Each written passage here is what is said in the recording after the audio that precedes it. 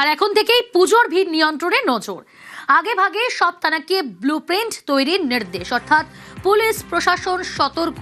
এখন থেকেই পুজোর ভিড় নিয়ন্ত্রণে নজর রাখার নির্দেশ সিপির। রৌনক রয়েছে আমার সঙ্গে, তবে তার আগে আরো একবার জানাবো, এখন থেকেই পুজোর ভিড় নিয়ন্ত্রণে নজর। আগেভাগে সব থানাকে ব্লুপ্রিন্ট তৈরির নির্দেশ। দুর্গাপুজো রথের প্রস্তুতি বৈঠকে কলকাতার সিপি ওসিডিসিদের সঙ্গে ভার্চুয়াল বৈঠকে সিপি অজয় নন্দা। সম্ভাব্য ভিড়ের হিসেব করে ব্লুপ্রিন্ট তৈরির নির্দেশ, রথের রুট ম্যাপিং এরও প্রস্তুতির নির্দেশ সিপির।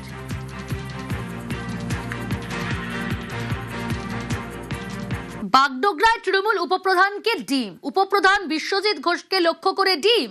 শৌচালয় তৈরির নামে তোলাবাজির অভিযোগ তার বিরুদ্ধে। কি পরিস্থিতি তৈরি হয়েছিল, কি হলো সেখানে জানবো। বিশ্বজিৎ মিশ্র রয়েছে আমার সঙ্গে টেলিফোন লাইনে। বিশ্বজিৎ, কি অভিযোগ তার বিরুদ্ধে? দেখো, এদিন প্রধানের কাছ থেকে মূলত বিভিন্ন প্রকল্পে কি খরচ হয়েছে তার হিসাব নিকাশ নিতে আসেন বিজেপি নেতৃত্বরা। মূলত লোহার বাগডোগরা গোসাইপুর মন্ডল বিজেপির মহিলা মোর্চার কর্মীরা তারা ঘটনাস্থলে আসেন। যদিও প্রধানকে না পেয়ে উপপ্রধানের চেম্বারে তারা যান এবং সেখানেই তারা দাবি করেন যে 3 বছর আগে স্বচ্ছ ভারত মিশন প্রকল্পের আওতায় শৌচালয়ের টাকা প্রায় প্রচুর মানুষের কাছ থেকে 900 টাকা করে নেওয়া হয়েছিল। তার কোনো কাজ কিন্তু ইতিমধ্যে হয়নি, যার জেরে উপভোক্তারা কিন্তু ইতিমধ্যে শৌচাগার পায়নি। এমনকি তাই নয়, তাছাড়াও আবাস যোজনা, এমনকি রেশন ক্ষেত্রেও কিন্তু দুর্নীতি হয়েছে বলে তারা অভিযোগ তোলেন। এবং আগামী 7 দিনের ডেডলাইন দেওয়া হয়, যাতে স্পষ্ট করে জানানো হবে। যদি এই দুর্নীতিগুলো প্রকাশ্য না আসা যায়, তাহলে কিন্তু আগামী দিনে তারা বিক্ষোভ এবং আন্দোলন নামবেন। আর এরই মাঝখানে দেখা যায় যে যখন উপপ্রধানের সঙ্গে কথা বলছিল এই বিজেপি নেতৃত্ব, পেছন থেকে ডেম ছোড়া হয় একেবারে এই লোহার বাগডোগরা গ্রাম পঞ্চায়েতের উপপ্রধানের মাথায়, যাতে কিন্তু হম্বিতম্বি পড়ে যান। পরবর্তীকালে তিনি দাবি করেন যে বাংলার যে সংস্কৃতি চলছে তাতে তিনি কিন্তু আক্রান্ত হয়েছেন। যদিও বিজেপি কর্মীদের দাবি প্রচুর দুর্নীতি হয়েছে লোহার বাগডোগরা গ্রাম পঞ্চায়েতে, শৌচাগার থেকে শুরু করে আবাস প্রকল্প, এমনকি রেশনও দুর্নীতি হয়েছে। অন্নপূর্ণা ভান্ডারের প্রচুর ফর্ম কিন্তু ইতিমধ্যে ফেলে রাখা হয়েছে এই লোহার বাগডোগরা জিপিতে, জানিয়ে কার্যত কিন্তু ক্ষোভ প্রকাশ করা হয়। এবং গোটা ঘটনায় আগামী 7 দিনের ডেডলাইন দিয়েছে বিজেপি নেতৃত্ব।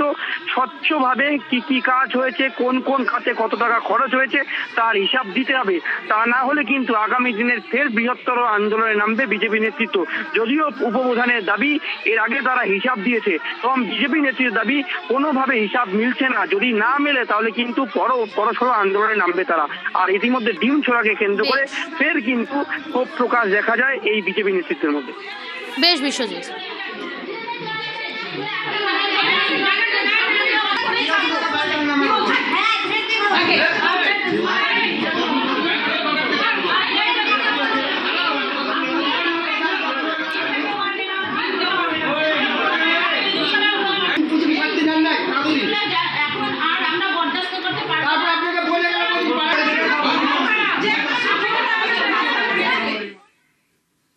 আরামবাগের দিকে নজর রাখি। আরামবাগে বিজেপি নেতার গাড়ি ভাঙচুরের অভিযোগ।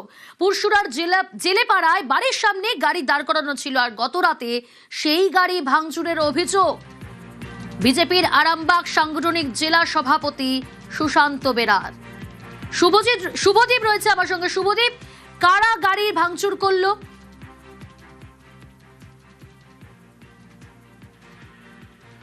দেখো, জেলা সভাপতি যেমনটা দাবি করেছেন যে তিনি তারকেশ্বরে একটি প্রোগ্রাম থেকে রাত্রি 10টা নাগাদ পুরসুরার যে জেলেপাড়ায় তার বাড়িতে তিনি ফিরেছিলেন এবং তারপর বাড়ির সামনে ওই গাড়িটি রেখে তারপর বাড়িতে ঢুকে যান। তারপর এদিন সকালে উঠে দেখেন যে তার গাড়ির সামনের কাঁচ থেকে সামনের গেটের কাঁচ সমস্ত কিছু ভাঙচুর করা হয়েছে। যদিও জেলা সভাপতি যেটা জানাচ্ছেন যে কে বা কারা ভাঙচুর করতে পারে তা তিনি বুঝতে পারছেন না, তবে তিনি পুরসুরা থানার পুলিশকে সমস্ত ঘটনার কথা কিন্তু জানিয়েছেন এবং ঘটনার পরেই কিন্তু আরামবাগের এসডিপিও এবং পুরসুরা থানার ওসি দুজনেই কিন্তু ঘটনাস্থলে যান এবং পুলিশ যথাযথ ঘটনার তদন্ত শুরু করছে। তবে এই মুহূর্তে কে বা কারা গাড়ি ভাঙচুর করেছে এখনো পর্যন্ত কিন্তু স্পষ্ট কিছু জানা যায়নি। তবে পুলিশ এই ঘটনার এই মুহূর্তে তদন্ত শুরু করেছে এবং জেলা সভাপতি যেটা জানিয়েছেন যে রাতের অন্ধকারে দুষ্কৃতীরা এই গাড়ি ভাঙচুর করতে পারে। তবে তিনি দাবি করছেন যে ঘটনার সম্পূর্ণ তদন্ত এবং দোষীদের অবশ্যই শাস্তি দিতে হবে, সেই মতোই তিনি প্রশাসনকে কিন্তু অনুরোধ জানিয়েছেন। প্রিয়াঙ্কা, বেশ।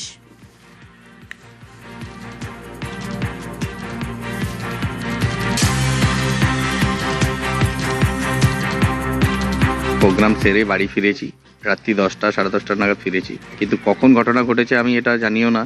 সকালবেলা ঘুম থেকে উঠে পাড়া প্রতিবেশী দেখেছে, তারপর আমিও দেখতে পেয়েছি যে গাড়িটা রেলের যে টনচিপ থাকে সেই টনচিপ নিয়ে এসে গাড়িটাকে ক্ষতবিক্ষত করেছে। তো মহিলা মোর্চার ঘোষণার সাথে এর কি সম্পর্ক আছে আমার জানা নেই, কিন্তু গাড়ি যারা ভেঙেছে তাদের উপযুক্ত যাতে শাস্তি পায় সেই জন্য আইনি লড়াই লড়তে হবে, এবং আমরা বলেছি প্রশাসনকে অবিলম্বে যারা কাজটা করেছেন তাদেরকে যেন ধরে উপযুক্ত শাস্তি দেওয়া হয়। খানাকুলে ভাঙল বাঁশের সাঁকো, বৃষ্টি এবং কচুরিপানার ঠেলায় ভাঙল সাঁকো। হুগলি থেকে মেদিনীপুর যাওয়ার সাঁকো, আর সেই সাঁকোই ভেঙে পড়ল। ঘটনাস্থলে খানাকুলের বিধায়ক সুশান্ত ঘোষ। শুভদীপ রয়েছে আমার সঙ্গে। শুভদীপ, কি বললেন তিনি? অর্থাৎ বিধায়ক গেলেন পরিদর্শনে, এবং একই সঙ্গে জানতে চাইবো যাতায়াতের বিকল্প কি ব্যবস্থা করা হলো।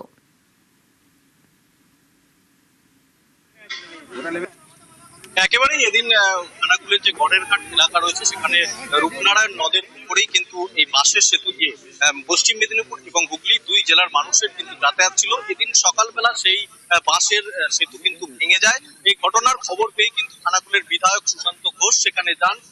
বহু মানুষ কিন্তু দুই পাড়ের মানুষ এই দিক দিয়ে যাতায়াত করে, সেই কারণে অতি সত্বর যাতে নৌকার মাধ্যমে এই মুহূর্তে যাতায়াত সম্ভব হয় সেই নিয়ে কিন্তু খানাকুলের বিধায়ক সুশান্ত ঘোষ তিনি আশ্বস্ত করেছেন দুই এলাকার মানুষকেই, এবং প্রশাসনের আধিকারিকরাও সেখানে যান এবং যত তাড়াতাড়ি দ্রুত সম্ভব এই যে নদীর উপর নৌকা চলাচলের মাধ্যমে যাতে ফেরি সার্ভিস দ্রুত চালু করা যায় সেই বিষয়ে কিন্তু প্রশাসন তৎপর রয়েছে। এবং খানাকুলের বিধায়ক জানিয়েছেন যে তিনি এই নিয়ে কিন্তু মাননীয় মুখ্যমন্ত্রীকে জানিয়েছেন যাতে এর স্থায়ী সমাধান হয়। কারণ তুমি জানো খানাকুল যথেষ্ট বন্যা প্রবণ এরিয়া, এই বহু এই নদ নদী দিয়ে ঘেরা এই খানাকুল ভৌগোলিক অবস্থানের কারণেই কিন্তু বর্ষাকালে বন্যার কবলে পড়ে খানাকুলের মানুষ, সেই কারণে যাতে স্থায়ী সমাধান হয় সেই বিষয়ে কিন্তু বিধায়ক বিধানসভায় সরব হবেন এটুকুও জানিয়েছেন।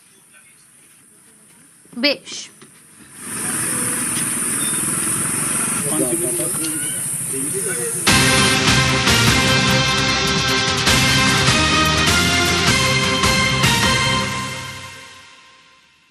সোনাবাজার চক্রের পর্দা ফাঁস। আপনাদের জানিয়ে রাখবো, সীমান্তে 34 কোটির সোনা উদ্ধার। ভারত বাংলাদেশ সীমান্তে গ্রেফতার করা হয়েছে 7 জনকে। সীমান্তে সোনা পাচার চক্রের পর্দা ফাঁস, গ্রেফতার 7। আরো এই বিষয়ে বিস্তারিত জানবো, অমিত রয়েছে আমার সঙ্গে। অমিত, কিভাবে জালে 7 জন এবং এই চক্রের পর্দাফাঁস হলো কিভাবে? ডিআরআই অর্থাৎ ডিরেক্টর অফ রেভিনিউ ইন্টেলিজেন্সের তরফে তারা কৃষ্ণনগর থেকে চাকদা আসার যে রাস্তা, সেই রাস্তাতে তারা দফায় দফায় তারা অভিযান চালায় এবং অভিযান চালিয়ে 7 জনকে তারা প্রথমে ডিটেইন করেন, কারণ তাদের মনে হয়েছিল 7 জনের কাছে সোনা রয়েছে। এবং যেটা জানা যাচ্ছে প্রায় 24 কেজি সোনা উদ্ধার হয়েছে, যার বাজার মূল্য ডিআরআই সূত্রে যেটা জানা যাচ্ছে যে প্রায় 34 কোটি টাকা, এবং 180টি সোনার বার তাদের কাছে পাবে। সবগুলো বিদেশি সোনার বার, এমনটা দাবি করা হচ্ছে ডিআরআই তরফে। 7 জনের কোমরের বেল্টে সুকৌশলে সেগুলো লুকোনো অবস্থাতে ছিল এবং তারা বাইকে করে তারা সোনাগুলি নিয়ে যাচ্ছিল। ডিআরআই সূত্রে যেটা দাবি করা হচ্ছে এগুলি বাংলাদেশ থেকে কোনোভাবে আমাদের দেশে ঢুকেছে এবং অন্যত্র পাচার করার উদ্দেশ্যে কৃষ্ণনগর থেকে চাকদা হয়ে সেগুলো অন্যত্র পাচার করার উদ্দেশ্যে নিয়ে যাওয়া হচ্ছিল। এবং তারা যে 7 জনকে সন্দেহভাজনকে তারা প্রথমে ডিটেইন করেন, তাদের তল্লাশি চালানো হয় এবং তাদের কাছ থেকে এই সোনার বারগুলো উদ্ধার করা হয়েছে। আমরা ডিআরআই সূত্রে খবর ইতিমধ্যে তাকে গ্রেপ্তার করা হয়েছে এবং সমস্ত সোনা অর্থাৎ 34 কোটি টাকার প্রায় 24 কেজি সোনার বার সেগুলো বাজেয়াপ্ত করা হয়েছে। বেশ,